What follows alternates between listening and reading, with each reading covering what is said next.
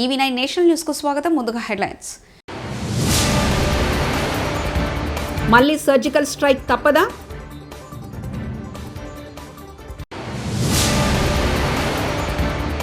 పహల్గాం ఉగ్రదాడిలో మరణించిన వారి ఆత్మకు శాంతి చేకూరాలని మౌనం పాటించిన కేటీఆర్.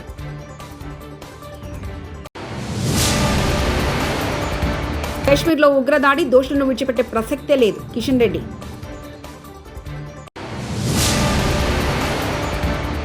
టీడీపీ నేత వీరయ్య చౌదరి భౌతిక కాయానికి సీఎం చంద్రబాబు నాయుడు నివాళులు. పహల్గాంపై ఉగ్రమూకల దాడి నేపథ్యంలో భారత్ ప్రతీకార చర్యలు దిగుతుందనే సందేహం పొరుగు దేశమైన పాక్లో వ్యర్థమవుతుంది.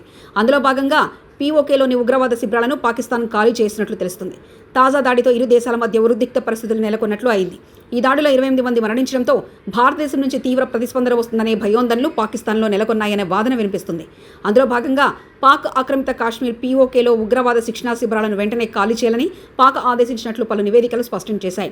నియంత్రణ రేఖ ఎల్ఓసి చుట్టూ హై అలర్ట్ జారీ చేయడంతో పాటు పాకిస్తాన్ సైనిక నిఘా సంస్థల సీనియర్ అధికారులు నిరంతరం సమావేశాలు నిర్వహిస్తున్నారని సమాచారం. పహల్గాం ఉగ్రదాడిలో మరణించిన తన భర్త లెఫ్టినెంట్ వినయ్ నర్వాల్కు చివరి వీడ్కోలు పలికిన భార్య హిమాన్షి 6 రోజుల క్రితం ఏప్రిల్ 16న పెళ్లి చేసుకుని హనీమూన్ కోసం పహల్గాం వచ్చిన వినయ్ నర్వాల్ జంట.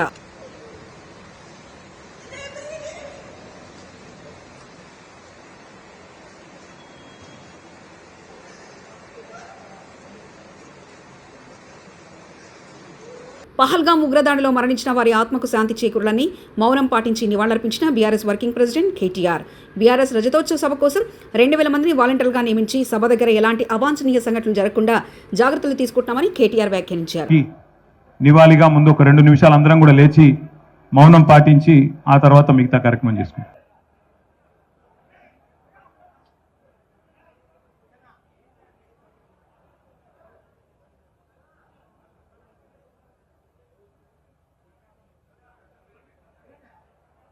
జమ్మూ కాశ్మీర్లోని పహల్గాంలో ఉగ్రదాడిని కేంద్ర మంత్రి కిషన్ రెడ్డి ఖండించారు. పాకిస్తాన్ అసమర్థ నాయకత్వానికి ఈ సంఘటన పరాకాష్టాన్ని ధ్వజమెత్తారు. హైదరాబాద్లోని ట్యాంక్ బండ్ వద్ద అంబేద్కర్ విగ్రహం వద్ద ఉగ్రదాడి మృతులకు నివాళులర్పించారు. నల్ల దుస్తులు ధరించి జాతీయ జెండాలతో నిరసన వ్యక్తం చేశారు. భారత్ను దెబ్బతీయాలని పాక్ చూస్తే మూల్యం చెల్లించుకుంటలేనని హెచ్చరించారు.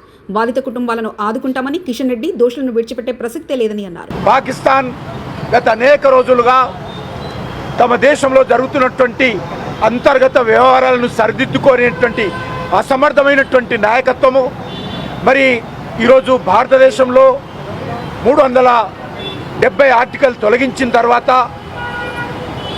జమ్మూ కాశ్మీర్లో ఎన్నో రకాల అభివృద్ధి జరుగుతూ ఉంది. 30 సంవత్సరాల తర్వాత ఈరోజు పర్యాటకులు కూడా వెళ్ళే విధంగా అక్కడ మంచి వాతావరణం ఏర్పడింది. ఉద్యోగ అవకాశాలు మెరుగుపడతా ఉన్నాయి. అన్ని రకాలుగా జనజీవనం సంతోషంగా ఉన్నటువంటి ఈ నేపథ్యంలో మళ్ళీ ఈరోజు పాకిస్తాన్ జమ్మూ కాశ్మీర్లో నిప్పులు పోసే విధంగా అమాయకులైనటువంటి పర్యాటకులను ఈరోజు విచక్షణారహితంగా కాల్చి చంపడం ఏదైతున్నదో ఈరోజు మేము పూర్తిగా ఖండిస్తూ ఉన్నాము. ఈ రకమైనటువంటి ఉగ్రవాద చర్యల ద్వారా పాకిస్తాన్ భారతదేశాన్ని భయపెట్టాలనుకుంటే. టీడీపీ నేత వీరయ్య చౌదరి భౌతిక కాయానికి సీఎం చంద్రబాబు నాయుడు నివాళులు.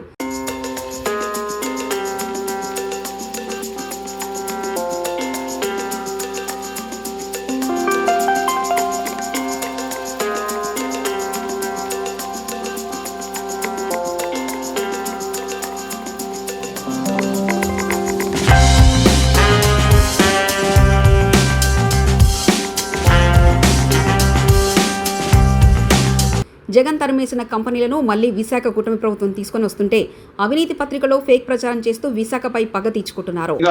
ఉత్తరాంధ్రకు తీరనిటువంటి ద్రోహం దగా చేసినటువంటి ఈ యొక్క ఉత్తరాంధ్ర దోహి జగన్మోహన్ రెడ్డి అనే విషయాన్ని సందర్భంగా తెలియజేసుకుంటూ, ఎందుకంటే నిన్న మొన్న మళ్ళీ వెళ్ళిపోయిన పరిశ్రమలు, ఎందుకంటే మన లూలుని మళ్ళీ వెనక్కి తీసుకురావడం కానీ, మొన్న కూడా మీరు చూసారు ఏదైతే ప్రఖ్యాత టీసీఎస్ అంటే ఒక ప్రెస్టీజియస్ విశాఖలో 3,000 కోట్ల విలువైన భూములకు 99 పైసలకే డొల్ల కంపెనీ ఉర్సా క్లస్టర్స్ కేటాయించడం వెనుక మంత్రి నారా లోకేష్ ఆయన బినామీలే సూత్రధారులని వైఎస్ఆర్సీపీ జాయింట్ సెక్రటరీ కారుమూరు వెంకటరెడ్డి మండిపడ్డారు.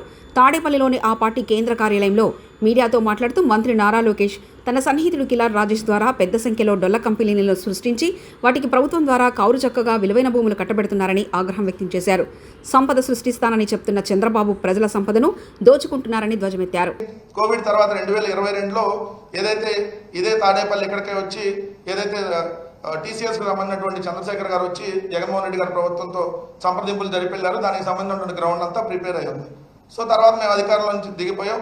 సో ఇప్పుడు వాళ్ళు టీసీఎస్కి ల్యాండ్ కేటాయించారనేది నిన్న అఫీషియల్గా ఒక జీవోని రాష్ట్ర ప్రభుత్వం రిలీజ్ చేసింది. ఎంత దారుణం ఇది కూడా. ఎందుకంటే ఇప్పుడు ఇది గవర్నమెంట్ అఫీషియల్ జీవో 21/4/2025 గవర్నమెంట్ అఫీషియల్గా టీసీఎస్కి భూములు కేటాయిస్తూ ఇచ్చినటువంటి జీవో. ఈ జీవో కాపీలో 2వ పేజీలో మీరు చూస్తే 8 సీరియల్ నెంబర్ 8లో the government after careful examination of the proposal and keeping in view the recommendations of the State Investment Promotion Board SIPB. శాంతి భద్రతల పరిరక్షణ చర్యల్లో భాగంగా సంఘ వ్యతిరేక శక్తులు, అసాంఘిక కార్యకలాపాలకు పాల్పడే వ్యక్తులు, సామాన్య ప్రజానికాన్ని ఇబ్బందులకు గురిచేసే వారిని గుర్తించే దిశగా ప్రజలకు మేమున్నామనే భరోసా ఇచ్చేందుకు నగర పోలీస్ కమిషనర్ ఎస్వి రాజశేఖర్ బాబు ఐపీఎస్ ఆదేశాల మేరకు incharge DCP Shri G గున్నం Ramakrishna, పశ్చిమ ఏసీపీ శ్రీ కె దుర్గారావు, పశ్చిమ జోన్ ఇన్స్పెక్టర్లు శ్రీ చిన్నకొండలరావు, శ్రీ గురుప్రకాష్, శ్రీ చంద్రశేఖర్, శ్రీ ఉమామహేశ్వరరావు, శ్రీ కృష్ణమోహన్ గారు, శ్రీ లక్ష్మీనారాయణ వారి సిబ్బందితో మొత్తం 103 మంది అధికారులు మరియు సిబ్బందితో కలిసి ఎన్టీఆర్ జిల్లా పోలీస్ కమిషనరేట్లోని పశ్చిమ డివిజన్ 2 టౌన్ పోలీస్ స్టేషన్ పరిధిలో వైఎస్ఆర్ కాలనీ పరిసర ప్రాంతాల్లో ఈరోజు తెల్లవారుజామున 5 గంటల నుంచి 8 గంటల వరకు కాటన్ సెర్చ్ నిర్వహించడం జరిగింది.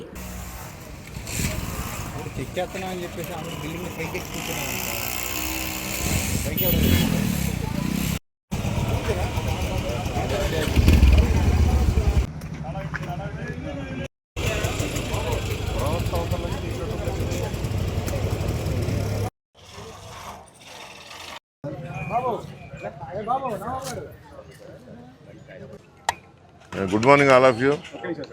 ఈరోజు మన విజయవాడ నగర సిపి గారి ఉత్తర్వుల ప్రకారము మన 2 టౌన్ లిమిట్స్లో గల వైఎస్ఆర్ ఈ కాలనీలో ఈ కార్డినెంట్ చర్చ్ సుమారు 96 మందితో ఈ స్టార్ట్ చేయడం జరిగింది ఉదయం 5:30కి. దీంట్లో ఏంటంటే మనకి ప్రతి ఈ కాలనీలో ప్రతి హౌస్ కూడా చెక్ చేస్తాం. దీంట్లో మనకి అనుమానితులు ఎవరున్నా కూడా ఇక్కడ ఐరిస్ చేయటం కానీ, అలాగే మన దగ్గర ఉన్న పెండింగ్ ఎన్బిడబ్ల్యూస్ వీటి గురించి వాళ్ళని అదుపులో తీసుకోవడం కానీ, ఇంకేదైనా అసాంఘిక కార్యక్రమాలు అంటే లైక్ గంజాయి కానీ, లేదా లెక్కర్ బెల్ట్ షాప్స్ కానీ, ఇటువంటివి కూడా ఈ తనిఖీల్లో భాగంగా మనం చెక్ చేయడం జరుగుతుంది. మీకు మరలా మన సిఏ గారు ఇదంతా అయిన తర్వాత మీకు మన గ్రూప్లో ఎన్ని వెహికల్స్ సీజ్ చేశారు ఈ లైసెన్స్ లేకుండా ఏంటనేది, ఎంతమందిని అదుపులో తీసుకోవడం జరిగింది అనేది మీకు తెలియపరుస్తారు.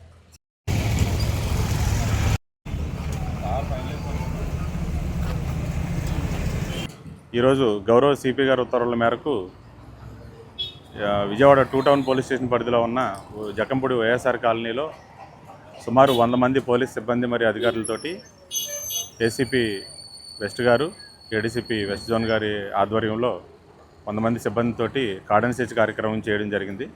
ఇందులో సుమారు 20 బ్లాకుల్లోని 640 ఫ్లాట్స్లో చెకింగ్ చేయడం జరిగింది. అలాగే వెహికల్స్ చెకింగ్ కూడా చేసాం. ఇందులో 350 వెహికల్స్ని చెక్ చేయగా అందులో సరైన ధ్రువపత్రాలు లేని సుమారు 50 వెహికల్స్ సీజ్ చేయడం జరిగింది. అవన్నీ ఓనర్షిప్ అన్ని తగ్గేది లేదు. జైల్లో కూడా ఇద్దరం కలిసే ఉంటాం. ఘోరం రోగం. జైలుకు వెళ్ళినా నా భార్య నాతోనే ఉంటుంది.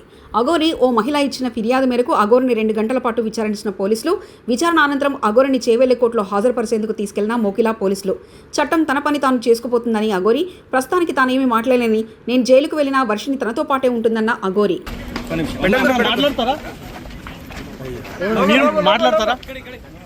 కేసు కోర్టులో ఉంది. చట్టం తన పని తాను చేసుకొని పోతుంది. నేను పోలీసు వాళ్ళకి సహకరిస్తున్నాను, కోర్టుకు సహకరిస్తున్నాను. ఇప్పుడు మీతో పాటు ఉన్న అమ్మాయి ఎక్కడ ఉంది? మీతో పాటు భార్య నాతోనే ఉంటది. జైలు కూడా మీతో పాటు వస్తుందా?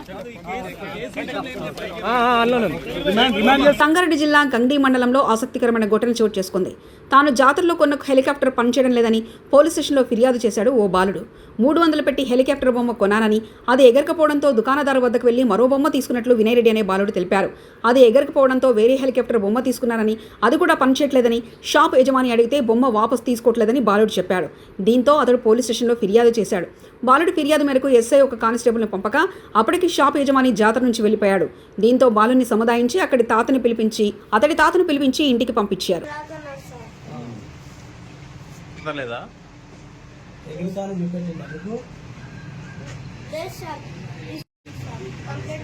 ఏం కంప్లీట్ ఇస్తావు? ఎవరి మీద కంప్లీట్ ఇస్తావు? షాప్ మీద కంప్లీట్ చేయించినావు.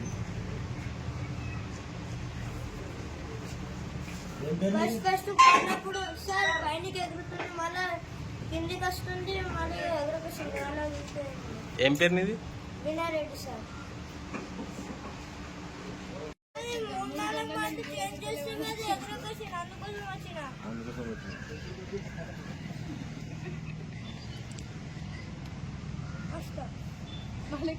లింగాలగనపూర్ మండలం తహసీల్దార్ కార్యాలయంలో భూభారతి సదస్సు. జనగామ జిల్లా లింగాలగనపూర్ మండల తహసీల్దార్ కార్యాలయంలో భూభారతి ఆర్ఓఆర్ చట్టంపై రైతులకు అవగాహన సదస్సు నిర్వహించారు. ఈ కార్యక్రమాన్ని స్టేషన్ గన్పూర్ శాసనసభ్యులు కడియం శ్రీహరి, జిల్లా కలెక్టర్ రిజ్వాన్ బాషా షేక్, అదనపు కలెక్టర్ రోహిత్ సింగ్లు ప్రారంభించారు. ఈ సందర్భంగా రైతులకు పవర్ పాయింట్లో ప్రజెంటేషన్ ద్వారా భూభారతి చట్ట వివరాలు తెలియజేశారు. సదస్సులో మాట్లాడిన ఎమ్మెల్యే కడియం శ్రీహరి, ధరణి కంటే భూభారతి చట్టం మెరుగైందని, గతంలో సాదా బైనామా దరఖాస్తులకు పరిష్కారం రాకపోయినా ఇప్పుడు ఈ చట్టం ద్వారా న్యాయం జరుగుతుందని పేర్కొన్నారు. జిల్లా కలెక్టర్ రిజ్వాన్ బాషా షేక్ మాట్లాడుతూ, భూమిని అనుభవిస్తున్న రైతుకు హక్కు కల్పించడమే ఈ చట్టం లక్ష్యమన్నారు. భూముల రిజర్వేషన్, మ్యూటేషన్కు ముందు తప్పనిసరిగా సర్వే జరగాల్సి ఉంటుందని, భూదార్ నంబర్ ద్వారా భూముల భద్రత పెరుగుతుందని తెలిపారు. ఈ కార్యక్రమంలో special deputy collector Suhasini, RDO Gopiram, తహసీల్దార్ రవీందర్ తదితర నాయకులు పాల్గొన్నారు. డిజిటల్ సైన్ ప్రాబ్లం ఉన్నా ఏమున్నా కానీ ఇప్పుడు ఆర్డీఓస్కే పవర్స్ ఇవ్వడం జరుగుతుంది. సో ఇలా ఏవైతే ఇష్యూస్ ఉన్నాయో ఇంత ముందు పై లెవెల్ దాకా వెళ్లాల్సిన ఇష్యూస్ కూడా ఇప్పుడు అన్నీ కూడా తహసీల్దార్లు ఎంక్వైరీ చేస్తారు, ఆర్డీఓ వాళ్ళు ఫైనల్ అప్రూవల్ ఇస్తారు. సో కాబట్టి ప్రాబ్లమ్స్ అన్ని కూడా మీ డివిజన్ లెవెల్లోనే రిజల్వ్ చేయడానికి భూభారతి చట్టం ద్వారా షెడ్యూల్ ఏలో ఇవన్నీ కూడా మెన్షన్ చేయడం జరుగుతుంది. కాబట్టి ఇప్పుడు ఈ మాడ్యూల్స్ అన్ని కూడా మారుస్తున్నాం. ఇప్పుడు భూభారతి వెబ్సైట్, ధరణి వెబ్సైట్ పోయింది, ఇప్పుడు భూభారతి వెబ్సైట్ ఇందాక వీడియో చూశారు, ఆ వెబ్సైట్లో కూడా ఇప్పుడు మాడిఫికేషన్ జరుగుతున్నాయి. ఇక ఈ భూభారతి అవగాహన సదస్సులు ప్లస్ పైలట్ ప్రాజెక్ట్లో వచ్చిన ఇన్పుట్స్ కూడా తీసుకుంటూ ఆ వెబ్సైట్లో కూడా మార్పులు జరుగుతున్నాయి. కొద్దిగా ఒక 10-15 డేస్ ఓపిక పడితే ఆ మాడ్యూల్స్ కూడా ఆర్డీఓల దగ్గరికి వెళ్ళేటట్టు ఆన్లైన్ ఆప్షన్ కూడా ఎనేబుల్ అవుతుంది. కాబట్టి భూభారతి చట్టంలో ఏవైతే ఉన్నాయో వాటి ప్రకారం ఆర్డీఓలకి అధికారాలు ఇవ్వడం జరుగుతుంది. సో ఇదొకటి అందరూ కూడా గమనించాలి. ఎందుకంటే ప్రతిదీ కూడా కలెక్టర్కి, అడిషనల్ కలెక్టర్కి వెళ్ళే అవకాశం ఉండే ధరణిలో, కాబట్టి చాలా టైం పట్టేది. ఎందుకంటే చాలా లక్షల అప్లికేషన్స్ ఉండేవి. కాబట్టి ఇప్పుడు మీ డివిజన్లోనే మీ దగ్గరే మండలం నుంచి ఆర్డీఓ దగ్గరికి వెళ్తుంది. కాబట్టి ఎవరి డివిజన్ లెవెల్ అప్లికేషన్స్ అక్కడ డిస్పోజ్ అవుతాయి. కాబట్టి చాలా వరకు ప్రజల యొక్క పరిష్కారం ఫాస్ట్గా డిస్పోజ్ చేయడానికి. రజతోత్సవ సభలో పాల్గొనడం మన అదృష్టమంటూ సంగారెడ్డి ఎమ్మెల్యే చింతా ప్రభాకర్ వ్యాఖ్యానించారు. సంగారెడ్డి పట్టణ బీఆర్ఎస్ పార్టీ ముఖ్య నేతలతో ఎమ్మెల్యే చింతా ప్రభాకర్ సమావేశం. ఈ నెల 20వ తేదీ వరంగల్లో నిర్వహించే రజతోత్సవ సభను విజయవంతం చేయాలని పార్టీ ముఖ్య నేతలకు దిశానిర్దేశం చేశారు MLA Chinta Prabhakar. Sangareddy MLA camp కార్యాలయంలో పట్టణ బీఆర్ఎస్ శ్రేణులతో ఎమ్మెల్యే సమావేశం. సభకొచ్చే వారికి ఇబ్బందులు లేకుండా చూసుకోవాలని సూచించారు. సభా సమయాన్ని వివరించి ఇప్పుడు బయలుదేరాలి అన్న సమాచారాన్ని వివరించారు. మనకందరికీ బాగా తెలుసు.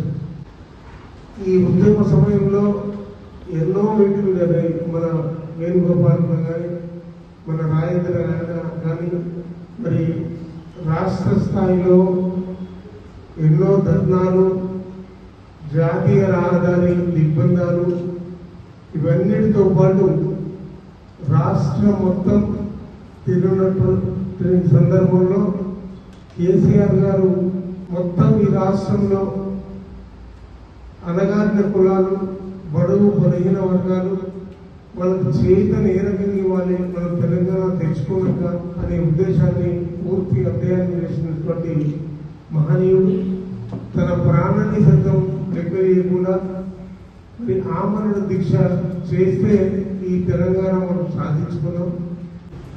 27వ తారీఖు నాడు మనం సమయ పాలన కంపల్సరీ పాటించాలి.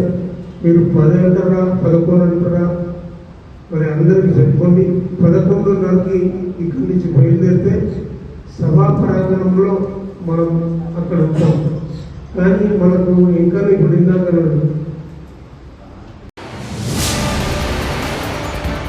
మళ్ళీ సర్జికల్ స్ట్రైక్ తప్పదా?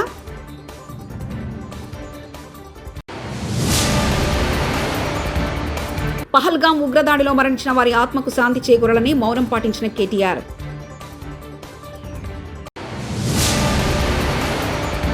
కాశ్మీర్లో ఉగ్రదాడి దోషులను విడిచిపెట్టే ప్రసక్తే లేదు. కిషన్ రెడ్డి.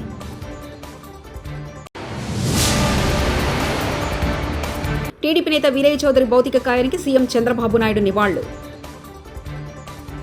ఇవి బులెటిన్ విశేషాలు. చూస్తూనే ఉండండి EV9 నేషనల్ న్యూస్.